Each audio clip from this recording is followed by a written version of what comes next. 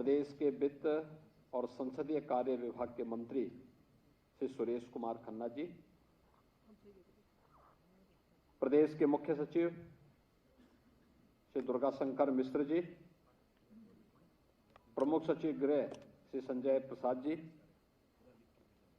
Police महानिदेशक श्री प्रशांत कुमार जी, महानिदेशक cyber crime Shri Subhash Chandra ji, अपर police महानिदेशक डॉक्टर एन रविंद्रन जी, प्रदेश के सभी हमारे वरिष्ठ पुलिस अधिकारीगण, प्रदेश के सभी 75 जनपदों में आयोजित होने वाले अलग अलग थाना क्षेत्रों में या जनपद स्तर पर के कार्यक्रम में उपस्थित सभी माननीय जनप्रतिनिधिगण, प्रदेश सरकार के हमारे मंत्रीगण,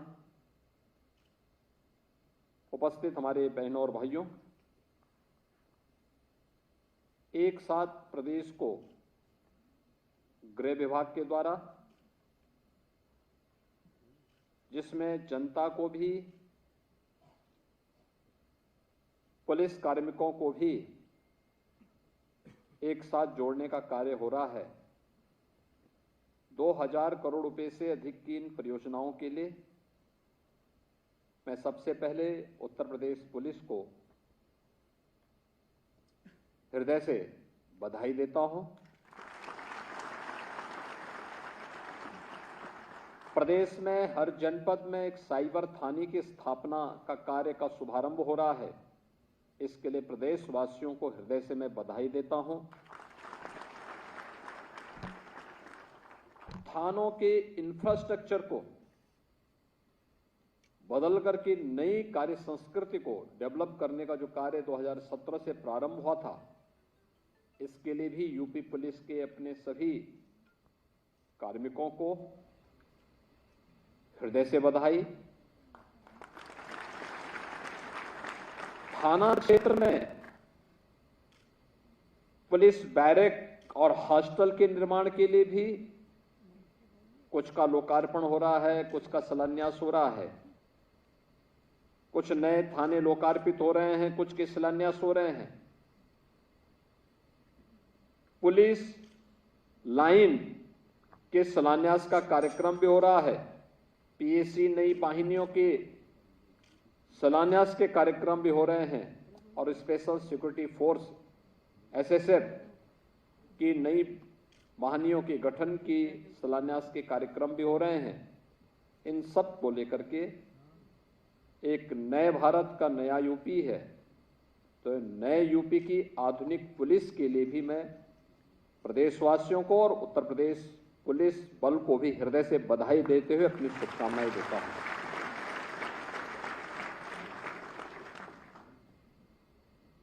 इतना सब कुछ कार्य यह प्रदेश के नए बदलाव की कहानी भी कहता है। यही प्रदेश था। आज से 7 वर्ष पहले क्या स्थिति थी? कोई आना नहीं चाहता था। कोई यूपी की तरफ देख के नहीं आता था। और यूपी के जवानों की, नौजवानों की स्थिति भी ये थी कि वह यूपी के बाहर जाकर के अपनी पहचान को छुपाने के लिए मजबूर होता था।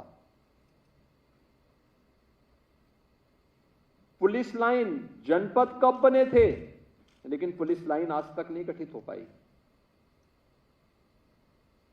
अब याद करिए, किसी व्यक्ति को खड़ा कर दो और उसकी आत्मा को निकाल दो तो क्या वह मनुष्य कहलाएगा? जैसे वो मनुष्य कहलाने का अधिकारी नहीं होगा, ऐसे ही यूपी की पुलिस को बना दिया गया था। जनपद बना दिए गए, पुलिस तैनात कर दी गई, लेकिन जो उसकी आत्मा होनी चाहिए, पुलिस की आत्मा जनपद के अंदर उसकी पुलिस लाइन में होती है। पुलिस लाइन ही गायब है, पुलिस लाइन ही नहीं बनी है। पहली बार हम लोग 4 जनपदों में पुलिस लाइन के निर्माण के कार्यक्रम को एक साथ प्रारंभ कर रहे हैं। अमेठी में प्रारंभ कर चुके हैं और हापुड़ की प्रक्रिया को भी बहुत शीघ्र हम आगे बढ़ाने की कार्रवाई को तेजी के साथ आगे बढ़ा रहे हैं। यह एक नई कार्य संस्कृति और जो पहले से बनी हुई पुलिस लाइन है, आज आप किसी भी जनपद में चले जाइए, जो हमारी मेट्रोपॉलिटन सिटी है उनको छोड़ दें तो शेष अन्य जनपदों में जो सबसे ऊंची बिल्डिंग होगी उस जनपद मुख्यालय के पास तो वह पुलिस लाइन में होगी और पुलिस लाइन में पुलिस के बैरक की होगी, पुलिस के हॉस्टल की होगी। इससे पहले यही लखनऊ की पुलिस लाइन में जब मैंने पुलिस बैरक को देखा था एक दिन अचानक दिन में जाकर के, उसी में पुलिस कार्मिक सोया हुआ था, टूटी हुई पलंग थी, आसमान दिखाई दे रहा था, पूरी छत टूटी हुई थी, एस्बेस्टस की सीट थी और उसी में वो लेटा हुआ था। यानी दिन भर ड्यूटी करे या रात्रि भर ड्यूटी करे और जब आए तो हॉस्टल में या बैरक में आता था तो सोने के लिए भी उसके लिए कोई व्यवस्था नहीं थी, आराम करने के लिए कोई व्यवस्था नहीं थी। ये हालात थे 2017 के पहले। और आज मैं कह सकता हूं हर जनपद की पुलिस लाइन में, हर थाने में हम लोगों ने या तो हाई राइज बिल्डिंग बनाकर के हॉस्टल उपलब्ध करा दिया है या निर्माणाधीन है, या फिर हर थाना क्षेत्र में भी हम लोगों ने पुलिस हॉस्टल और पुलिस बैरक की व्यवस्था बनाकर के अत्याधुनिक सुविधाएं उन्हें उपलब्ध करवाई है। और जवान है 8 से लेकर के 12 घंटे, कभी कभी 24 घंटे उसको ड्यूटी करनी होती है। उसकी बुनियादी सुविधाओं की, आवश्यकताओं की पूर्ति तो करनी ही पड़ेगी। और इस देश से जितना पैसा लगा, अकेले यूपी पुलिस को पिछले 6 वर्ष के अंदर हम लोगों ने 18 से 20 हजार करोड़ रुपए केवल अवस्थापना सुविधा के लिए उपलब्ध करवाए हैं। ये पैसा पुलिस लाइन के लिए, थानों के निर्माण के लिए, बैरक के लिए और हर प्रकार की सुविधा के लिए उपलब्ध हो सके, यह पैसा उपलब्ध करवाया गया, बिना किसी संकोच के उपलब्ध करवाया गया। और आज मुझे प्रसन्नता है, जब मैं जाता हूं किसी भी जिले में, मैंने पहले भी कहा कि किसी बड़े जनपद में हम जाते हैं तो मानते हैं मेट्रोपॉलिटन सिटी है, वहां हाई राइज बिल्डिंग होगी, लेकिन बी ग्रेड की या सी ग्रेड की जो हमारी सिटी है, वहां पर सबसे ऊंची बिल्डिंग होने का मतलब यूपी पुलिस की वह बिल्डिंग होगी, यूपी पुलिस के कार्मिकों की बैरक या उनका हॉस्टल होगा। और यह व्यवस्था हम लोगों ने हर जनपद में तैयार कर दी है। अब यूपी पुलिस भी कह सकती है कि दुनिया के पास, दुनिया के प्रदेश, देश के अंदर और दुनिया के अंदर सबसे अच्छा इंफ्रास्ट्रक्चर हमारे पास है, हम सबको देने की सामर्थ्य रखते हैं। हमारे सामने चैलेंज था, एक कर्फ्यू ग्रस्त प्रदेश को, इस दंगा ग्रस्त प्रदेश को, माफियाओं से पूरी तरह त्रस्त प्रदेश को, जहां पे न व्यापारी सुरक्षित थी न बेटी सुरक्षित थी, जिस प्रदेश में हर दूसरे तीसरे दिन एक दंगा होता था, महीनों महीनों तक कर्फ्यू लगा रहता था, उस प्रदेश को मैं कोई आना नहीं चाहता था। कहां से नौकरी आएगी, कहां से विकास होगा? आबादी में देश का नंबर 1 प्रदेश, लेकिन अर्थव्यवस्था में 6, 7वें नंबर पर भी हमारी गिनती नहीं होती थी। हर एक सेक्टर में पीछा, देश के अंदर, देश के विकास में ब्रेकर के रूप में वो यूपी को माना जाता था। स्थिति क्या थी? यूपी का नौजवान यूपी के बाहर जाता था और उस समय नाम सुनते ही लोग उसको वहां से बाहर कर देते थे, पहचान छुपाने के लिए मजबूर होता था। आज मैं कह सकता हूं कि यूपी का नौजवान देश के अंदर कहीं भी जाएगा, उसको पहचान छुपाने की आवश्यकता नहीं पड़ती है। जब वो कहता है कि मैं यूपी से हूं, तो सामने वाले बैठने के चेहरे पर भी एक चमक उठती है, दिखती है कि हां, ये यूपी का है। यूपी भारत का हृदय स्थल यूपी देश के अंदर प्रधानमंत्री मोदी जी के विजन को जमीनी धरातल पर प्रभावी ढंग से उतारने वाला राज्य और देश के अंदर सबसे अग्रणी अर्थव्यवस्था के रूप में उभरता हुआ प्रदेश, देश के अंदर सर्वाधिक पर्यटकों को अपनी ओर सुरक्षित आकर्षित करने वाला प्रदेश, देश के अंदर सबसे अधिक आर्थिक प्रगति के साथ बढ़ता हुआ प्रदेश, सबसे अधिक निवेश लाने वाला प्रदेश और सबसे अधिक निवेश को जमीनी धरातल पर उतारने वाला प्रदेश आज यूपी बन चुका है। इसमें यूपी पुलिस की बड़ी भूमिका रही। यूपी के इस परसेप्शन को सुधारने के लिए और यूपी के उस प्रदेश के परसेप्शन को सुधारने के लिए यूपी पुलिस ने बड़ी भूमिका का निर्वहन किया। सचमुच हम मानते हैं पुलिस के खिलाफ लोगों के मुंह से पहले शब्द निकलते हैं। कारण है क्योंकि जो फर्स्ट रिस्पॉन्ड होगा उसके पास शिकायतें आएंगी। शिकायत के समाधान के लिए मैकेनिज्म अच्छे बुरे दोनों हो सकते हैं, लेकिन स्वाभाविक रूप से जिसके पास व्यक्ति पहले जाएगा उससे शिकायत भी होगी। इस दौरान काफी कुछ किया गया। हम लोगों ने 1,60,000 से अधिक तो पुलिस कार्मिकों की ही भर्ती की। 1.5 लाख के आसपास पुलिस कार्मिकों को प्रमोशन भी दिया। आप याद करिए कब से प्रमोशन नहीं हो पाए थे और प्रमोशन की भी जो स्थिति पिक एंड चूज था, पसंद है तो देंगे, नहीं तो नहीं देंगे, मेरिट कहीं नहीं। ऐसे ही अन्य प्रकार के भेदभाव हुए थे। उन सब से अलग एक पूरी पारदर्शी और सुचितापूर्ण तरीके से पुलिस की भर्ती की प्रक्रिया को भी आगे बढ़ाया गया। यूपी पहला राज्य है जिसने इतने पुलिस कार्मिकों की भर्ती की। वे सभी आज कार्य कर रहे हैं, फील्ड में आकर अपनी सेवाएं दे रहे हैं। हर एक स्तर पर की गई पुलिस की भर्ती के साथ ही यह व्यवस्था भी की गई, हर जनपद से उत्तर प्रदेश के जवान उत्तर प्रदेश पुलिस में भर्ती हुए और भर्ती की इस प्रक्रिया को हम लोगों ने समयबद्ध तरीके से आगे बढ़ाने के साथ साथ इसकी ट्रेनिंग की क्षमता को भी हम लोगों ने 3 गुना किया। 1947 से पहले यानी यूपी पुलिस के गठन के पहले से लेकर के 2017 तक जितनी हमारी क्षमता थी, आज हमारे पास उससे 3 गुना क्षमता है पुलिस ट्रेनिंग की। और कुछ ही समय के अंदर हर जनपद में, हर पीएसी पाहनी के अंदर हम लोग ट्रेनिंग की एक अतिरिक्त क्षमता विकसित करेंगे। तब यूपी अपने लिए ही नहीं बल्कि देश के अंदर की अन्य राज्यों के लिए भी और पैरामिलिट्री के लिए भी ट्रेनिंग की क्षमता अपने पास तैयार करके रखेगा। तो अगर किसी को ट्रेनिंग लेनी है, हमारे इंफ्रास्ट्रक्चर का उपयोग करिए। ये सभी कार्य हम लोगों ने प्रदेश के अंदर किए। बहुत सारी चीजें हुई। पीएससी की 54 कंपनियां समाप्त कर दी गई थी, उनके पुनर्गठन की कार्रवाई को पूरा किया। पुलिस के अंदर एसडीआरएफ, यूपी के अंदर एसडीआरएफ की गठन किया। जोनल और रेंज स्तर पर वहां पर फॉरेंसिक लैब की स्थापना की। यूपी के अंदर अपना फॉरेंसिक इंस्टीट्यूट की भी स्थापना की, जो गत वर्ष से ही कार्य करना प्रारंभ कर चुका है।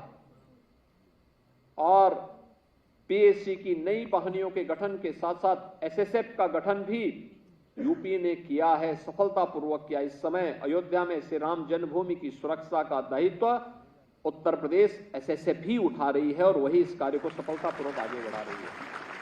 एयरपोर्ट की सुरक्षा हो या मेट्रो की सुरक्षा, यह दायित्व भी यूपी पुलिस उठा रही है। ये सभी कार्य करने के साथ समय की चुनौती को हमेशा ध्यान में रखते हुए हम लोग कार्य कर रहे हैं। और आज इसी में यूपी संभवतः देश का पहला राज्य होगा आज के बाद जिसके पास अपने सभी 75 जनपदों में अपने साइबर थाने होंगे। और यूपी के सभी 75 जनपदों के 75 साइबर थानों का शुभारंभ, जिनमें 18 को हम पहले प्रारंभ कर चुके थे, शेष 57 का शुभारंभ किया जा रहा है। इसके लिए यूपी पुलिस को मैं हृदय से बधाई देता हूं। सभी 1523 थाने जो यूपी के अंदर हैं, इनमें साइबर सेल की स्थापना भी।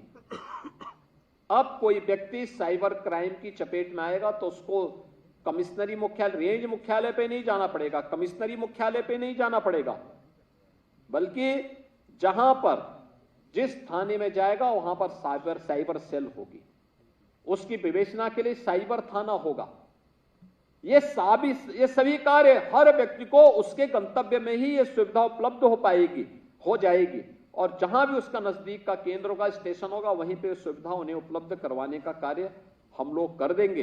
यह एक बड़ी उपलब्धि है और इस बड़ी उपलब्धि के लिए मैं उत्तर प्रदेश पुलिस को हृदय से बधाई देता हूं, अपनी शुभकामनाएं देता हूं। इसके अलावा पुलिस के अंदर बहुत सारे अन्य कार्य हो रहे हैं, जिनमें 21 पुलिस थाना, 2 पुलिस लाइन, 2 पीएसी महानी, 2 यूपी एसएसएफ और 33 स्थानों पर मेडिकल कक्ष के निर्माण के शिलान्यास का कार्यक्रम भी आज प्रारंभ हो रहा है।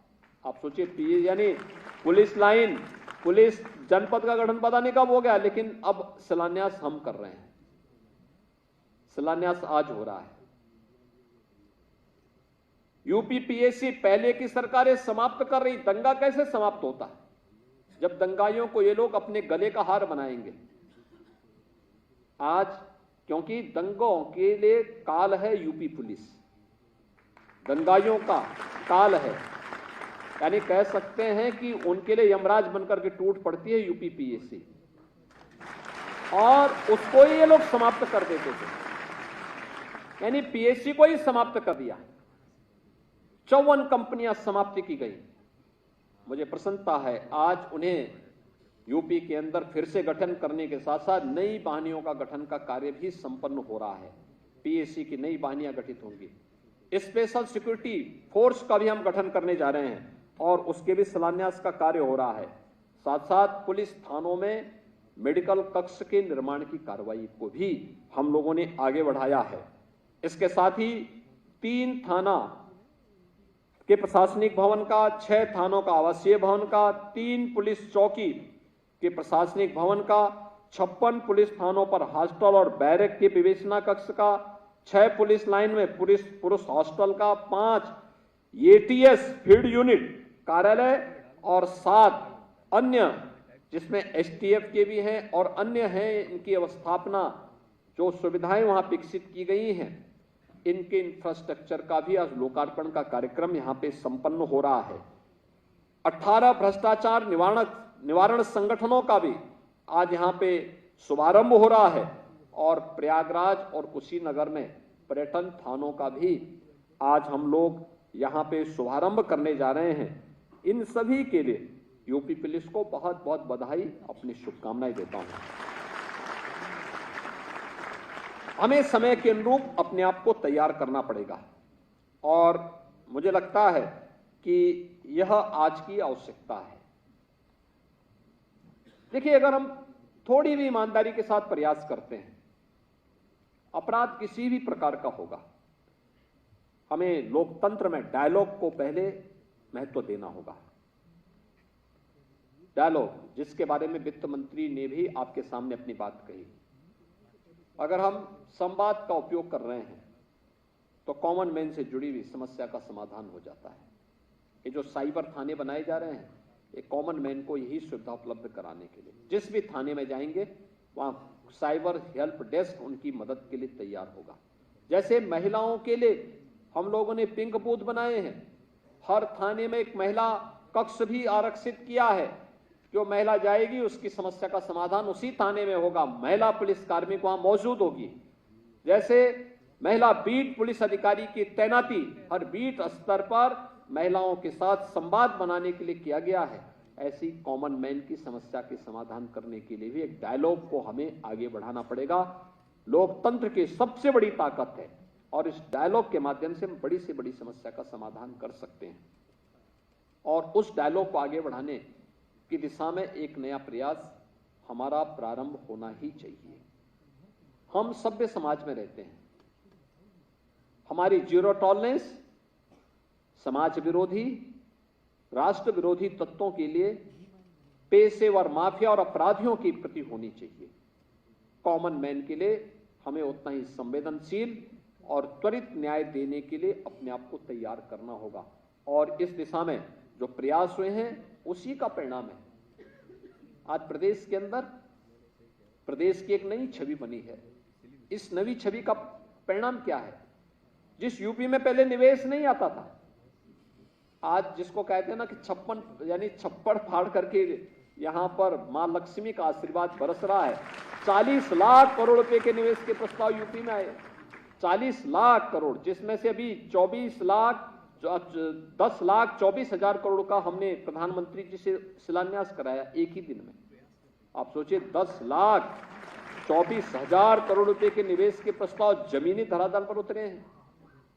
इससे 35 लाख नौजवानों को सीधे सीधे नौकरी मिलेगी। याद करिए, पहले नौकरी मिलती नहीं थी, भाई भतीजेवाद की भेड़ चढ़ जाती थी, और अब नौकरी इतनी आएंगी कि यूपी के नौजवान ही नहीं बल्कि देश का नौजवान भी यहां आकर के नौकरी प्राप्त करेगा और उत्तर प्रदेश के विकास में अपना योगदान देगा। पहले यूपी में कोई भय के मारे नहीं आता था। गत वर्ष अकेले यूपी में 33 करोड़ टूरिस्ट आया था, और इस बारे बढ़ करके जिस प्रकार की स्थिति है, मैं एक महीने का देख रहा था, अकेले अयोध्या में, अकेले अयोध्या धाम में एक महीने में 65 लाख श्रद्धालुओं ने वहां दर्शन किया। 65 लाख श्रद्धालुओं ने। ये चीजें क्या दिखाती हैं? जब हम अवसर दे, 65 लाख केवल श्रद्धालु नहीं है। वहां पे आ रहा था कि मंदिर में इतना चढ़ावा हुआ है। मंदिर में ठीक है 25 करोड़ का चढ़ावा आया है, और ये केवल एक, अभी राम जन्मभूमि की हम बात कर रहे हैं। हनुमानगढ़ी का अलग है, कनक भवन का अलग है, अलग अलग आश्रमों का अलग होगा। लेकिन इससे भी ज्यादा वहां बिजनेस बढ़ा है। आप जिस भी व्यापारी से वहां पूछेंगे, किसी का 25 गुना, किसी का 50 गुना, किसी का 60 गुना, किसी का 100 गुना बिजनेस बढ़ा है। होटल, रेस्टोरेंट, टैक्सी, छोटे व्यापारी, अन्य तमाम प्रकार की सुविधाएं वहां विकसित हुई हैं। इसमें भी हजारों लोगों को नए रोजगार मिले हैं, नए अवसर मिले हैं। मुझे याद है जब अयोध्या में इंफ्रास्ट्रक्चर के लिए हम जमीन ले रहे थे, विरोध शुरू हुआ था, राजनीति शुरू हुई थी, और आज जहां जमीन लेके हमने 4 लेन बना ली है, फुटपाथ भी दे दिया है। आज वहां पे जो लोग और पहले विरोध करते, अब कहते हैं साहब हम भी अपनी और लैंड देना चाहते थे, और भी लैंड ले लीजिए, हम देंगे। ये तो विकास का अच्छा दिख रहा है। चेंज, विश्वास, ये विश्वास है जिस विश्वास के बल पर हम लोगों ने अयोध्या को संवारा है, सजाया है, और इसमें भी प्रधानमंत्री जी की सोच थी, उनका विजन था, इसको जमीनी धरातल पर उतारा है। आज परिणाम हमारे सामने है। अयोध्या एक नई अयोध्या के रूप में सम्मान यूपी का बढ़ता है। देश भर का आएगा, यूपी में आएगा तो स्वाभाविक रूप से सिटी अयोध्या की होगी, लेकिन सम्मान तो पूरे यूपी का बढ़ रहा है। जो आ रहा है खुश होके जा रहा है कि साहब हमने दर्शन कर लिए, सुरक्षित दर्शन कर लिए। पुलिस का व्यवहार बहुत अच्छा है, पुलिस का व्यवहार अच्छा। भाई वही बात आप किसी व्यक्ति से कहते हैं, अगर गाली गलौज के साथ कहेंगे मैसेज खराब करेगा, लेकिन वही बात प्यार से आपने उसको बता दिया कि भैया इस रास्ते से चलो, ऐसे जाना है, ऐसे करना है। प्यार से भी अगर आप बोलेंगे तो यूनिफॉर्म में रह करके प्यार से अगर आपने उससे बात कर ली तो वह और भी प्रभावित होगा। अपराधी के प्रति आपका व्यवहार दूसरा हो सकता है, लेकिन एक कॉमन मैन के प्रति, एक श्रद्धालु के प्रति, बाहर से आने वाले व्यक्ति के प्रति तो अतिथि देवो भव के साथ होना ही चाहिए। और यह यूपी पुलिस ने बकायदा इसका पहले भी इस प्रकार का मैं देखता था। जब 2019 में, जनवरी 19 में प्रवासी भारतीय दिवस वाराणसी में हुआ था, तब भी यूपी पुलिस के व्यवहार से हर व्यक्ति अभिभूत था। यानी उस समय लगभग 72-74 देशों से लोग आए थे वाराणसी में। उन प्रवासी भारतीयों से जब मैं बात करता था, मैंने पूछा भाई काशी में आपको कुछ परिवर्तन दिखा? एक प्रवासी भारतीय आया मेरे पास, उसने कहा साहब बाकी तो यहां पे प्रधानमंत्री जी का क्षेत्र है तो परिवर्तन तो दिखना ही है, सड़कें चौड़ी हो गई हैं। काशी विश्वनाथ धाम में भी अच्छा कार्य प्रारंभ हो गया है। उस समय काशी विश्वनाथ धाम बना नहीं था। गंगा जी भी पहले से साफ सुथरी दिखाई दे रही है, सिटी भी साफ सुथरी दिखाई दे रही है। लेकिन खैर, प्रधानमंत्री जी का क्षेत्र है, सब चीजें दिखनी ही है। एक चीज जरूर चेंज मुझे देखने को मिला। मैंने कहा क्या? कहा साहब, पहले हम आते थे, पुलिस का व्यवहार बहुत रफ होता था, बहुत खराब होता था। इस बार तो हम देख रहे हैं कि जैसे ये पुलिस का आयोजन हो और पुलिस हमारा हमें अतिथि के रूप में आमंत्रित करके अतिथि देवो भव का उदाहरण पुलिस के व्यवहार से हमें देखने को मिला है। ये चेंज और यही परिवर्तन मुझे प्रयागराज कुंभ 19 में भी देखने को मिला। पुलिस का व्यवहार कॉमन मैन के प्रति, श्रद्धालु के प्रति बहुत ही सौहार्दपूर्ण और बहुत ही अच्छा था। कितना अच्छा मैसेज, 24 करोड़ श्रद्धालु पूरे देश भर का आया था। बहुत अच्छा मैसेज लेके गया था। ऐसे ही हमें आगे भी तैयार करना पड़ेगा अपने आप को, इसी प्रकार से तैयार करना पड़ेगा। अभी अयोध्या में भी जो लोग जा रहे हैं इस बात को कहते हैं, पुलिस का व्यवहार। पहले दिन अचानक भीड़ हो गई। एसएसएफ ने और यूपी पुलिस ने उस दौरान मोर्चा संभाला था। मैंने डीजीपी को भी और प्रमुख सचिव गृह को भी भेजा था, अपने सीनियर पुलिस अधिकारियों को भी वहां भेजा था। मैंने कहा भी जाके देखो थोड़ा क्या है। ये लोग गए और व्यवस्था को इतना अच्छा बना दिया। कोई भी आता है, दर्शन करके आता है, खुश होके जाता है। बहुत अच्छा हो गया, बहुत अच्छा दर्शन कर लिया हम लोग। यानी उसके सेंटिमेंट का हम सम्मान करके थोड़ा भी आगे बढ़ा दे रहे हैं। वो व्यक्ति कितना विभूत होके जाता है। देश के अंदर कहीं से भी आता है, 10 जगह जय जयकार करके जाता है कि साथ देखिए बहुत अच्छा हो गया है। आज उस दिशा में ऐसे ही कॉमन मैन के साथ हमारा व्यवहार थानों में, चौकियों में, सड़क पर चलते हुए किसी बेटी से, किसी व्यापारी के साथ हमारा व्यवहार ऐसे अगर होता है तो एक तरफ आपको संबल मिलेगा, दूसरी तरफ इस ताकत से आपको समाज विरोधी और राष्ट्र विरोधी तत्वों के खिलाफ लड़ने के लिए भी एक शक्ति प्राप्त होगी। और उस शक्ति के बल पर हम उत्तर प्रदेश को देश के अग्रणी राज्य के रूप में स्थापित करने में अपना योगदान दे पाएंगे। मैं आज के इस इंफ्रास्ट्रक्चर के लिए यूपी पुलिस को हृदय से बधाई देता हूं। इसमें पुलिस की अवस्थापना के साथ साथ साइबर थानों का गठन एक नई क्रांतिकारी परिवर्तन का द्योतक होगा। इसे निरंतर आगे बढ़ा करके हमें निष्कर्ष रिजल्ट पे पहुंचना होगा। एक औपचारिकता नहीं है, ये रिजल्ट देने का एक माध्यम है। हमें उस रिजल्ट की तरफ जाकर के कॉमन मैन की संतुष्टि का आधार हमें इसे बनाना ही होगा। इस दिशा में यूपी को और आगे बढ़ने की आवश्यकता है। यह एक नया प्रयास प्रारंभ हुआ। एटीएस के 5 एटीएस की यूनिट का शुभारंभ भी आज हो रहा है, यानी इनका इंफ्रास्ट्रक्चर तैयार हो चुका है।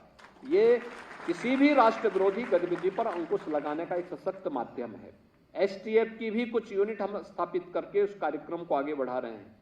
यह भी हमारे लिए बहुत बेहतरीन माध्यम है। पर्यटन थाने, पुलिस की पर्यटकों के प्रति किस प्रकार का व्यवहार और किस प्रकार की सुविधाएं होनी चाहिए, इस दिशा में भी हमें प्रयास करना चाहिए। अगर हर एक क्षेत्र अपनी अपनी जिम्मेदारियों का निर्वहन करना प्रारंभ करेगा तो मुझे नहीं लगता है कि कोई समस्या फिर हमारे सामने रह पाती है। आज के इस अवसर पर एक बार फिर से मैं उत्तर प्रदेश पुलिस को इस पूरे इंफ्रास्ट्रक्चर के लिए, इन सभी प्रकार की सुविधाओं के लिए और जिन कार्यों का लोकार्पण हुआ है, जिनका शुभारंभ हुआ है या जिनका शिलान्यास हुआ है, इनके लिए बधाई देते हुए प्रदेशवासियों को भी बधाई देता हूं। इसका लाभ अंततः प्रदेशवासियों को और प्रदेश में आने वाले हर नागरिक को प्राप्त होगा। इस विश्वास के साथ आप सबके प्रति मैं अपनी शुभकामनाएं देता हूं। धन्यवाद। जय हिंद।